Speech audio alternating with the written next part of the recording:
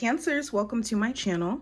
Let's take a look at what the next 72 hours has in store for you. I'm going to start off with the general themes. Any information that you need to book a reading with me will be in the comment section, so just check there.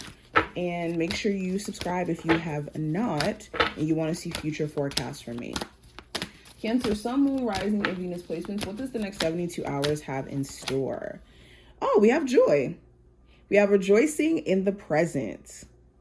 So joy, of course, is about being content with the now and being able to be present in the now to where you find the good things within it.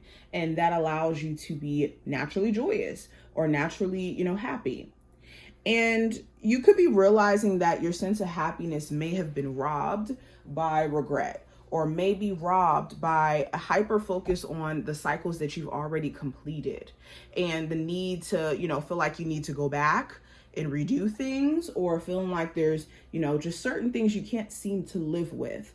And it's robbing you of being happy when there's so much to be happy about. Like, of course, there's things you could obviously point out that you're not pleased with. That's life. Like, you're always going to be on this hamster wheel of trying to figure things out. You have your whole life to do that. But realizing that the thief of joy, I would say, is comparison, but also regret. That needs to be an updated quote. We also have eternal love, which represents love is love is love, and it transcends physical death. Some of you guys may have like a deep, deep, deep bond with someone where the love runs deep. It runs so deep where physically it doesn't matter, what you guys go through with someone, or physical looks isn't the defining thing that keeps you, attracted to someone. It's about how you guys' souls connect and how much you guys have, been supportive of each other, have shown each other love in moments where, you may have been going through your darkest times, or this person may have been going through their darkest times. Okay. Oh, wow. We also have the lamp, which represents remembrance. So there's a bit of nostalgia during this time frame. You could have either nostalgia because you go home to visit like your hometown, visit old friends. You could have somebody who, you've known since a child who comes back into your life, and it's like you guys are catching up on, nostalgic things. Okay, something here is very nostalgic during this time frame.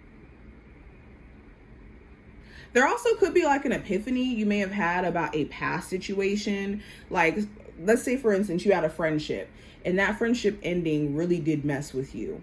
But now you could be at a place to where you're getting a whole new perspective on things, to where you're not feeling as hurt or destroyed by the fact that you guys may not be in communication. Because you have a whole new level of wisdom and perspective to see the situation, with time being a distancer.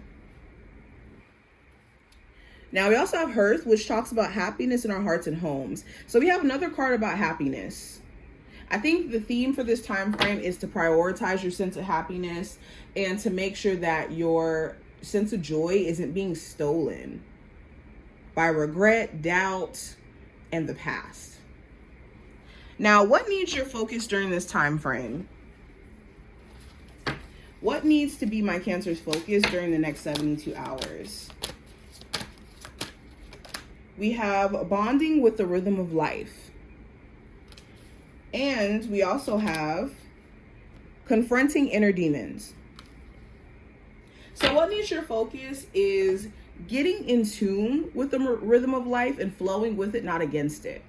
Okay, and flowing against it is like doing stuff that we know blatantly isn't going to help us, isn't going to push us, forward, isn't in alignment with us, but we want to do it anyways. Yeah, I want to talk to this friends with benefit situation, even though I know this person means me no good. And this person, like, life is showing me that this person is, not supposed to be in my life. Energetically, this is not supposed to be going on, but it's the desire to keep pushing and to ignore reality or the rhythm of life and what it's showing you that could keep us going towards situations that mean us no good, or like forcing it almost. Also, what needs your focus is confronting inner demons like doubt, fear, emotional suppression, Things like that. Things that could be festering internally that's keeping you from being your best self. Now, what are you unaware of going into this time frame that you should be aware of? We have clarity of belief, and we also have the third eye chakra. So what you're unaware of, well, whatever you are unaware of, you're going to be aware of it coming into this time frame with clarity of belief. But your belief system around certain things could have a lot more to do with how stuff is turning out than you may have awareness of. An example, if you have a belief system that love is disappointing, that you will never meet somebody who, will love you and appreciate you the way that you're supposed to because of past experiences, your belief system will cause you to settle for things that you don't want, like friends with benefit situations, or people who basically exemplify the belief that you have that, someone can't emotionally support you or be, the person that you need them to be. Or it can make us not want to date at all and cause us to be extremely lonely. So your belief system around things is what dictates how it turns out more than you may have awareness. Same thing in terms of finances. If you have a belief system that money is hard to get, you're going to take harder routes to get money, or it's going to feel like an uphill battle when it comes to trying to make money because that's what you believe. So you're going to go the routes that go with what you believe. Now let's go deeper.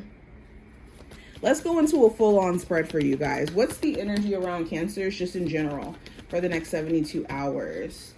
We have the Knight of Wands. The Knight of Wands talks about trying to keep a level of consistency, because the Knight of Wands is a very overactive card. It's an enthusiastic card. It's about someone who, is adventurous, wants to explore new realms of things, but it is a bit of a burnout card because we could have so much energy where if we're not careful in terms of how we channel it, we can channel it into the wrong areas or find ourselves burning out fairly quickly.